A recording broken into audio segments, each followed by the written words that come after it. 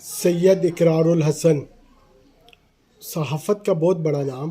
ہم اس کو بہت پسند کرتے رہے ہیں جب تک وہ صحیح صحافت کرتا رہا ہے. اب اس نے آسان سا ٹارگٹ ڈھونڈ لیا ہے. مجھے تو لگتا ہے کہ اس کا بھی سافٹ ویئر اپڈیٹ ہو گیا ہے اور عمران خان کے پیچھے ہاتھ دھو کے پڑا ہوا ہے. کوئی بات نہیں، سب غلط بیانی، غلط باتیں، جھوٹ، اس پہ وہ عمل کر رہا ہے.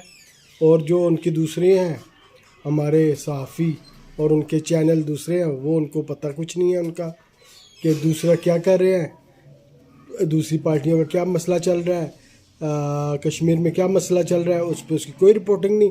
بس عمران خان نے یہ کیا تھا، یہ کر دیتا تو یہ ہو جاتا تو وہ ٹھیک ہو جاتا، تو یہ اس نے کر دیا تھا وہ غلط ہو گیا. یہ کر رہے ہیں جی اقرار الحسن صاحب. اقرار الحسن صاحب اپنے عزت کا آپ خود خیال رکھیں. آپ کو پتہ نہیں ہے آپ کس طرح کی صحافت اس ٹائم کر رہے ہیں اور آپ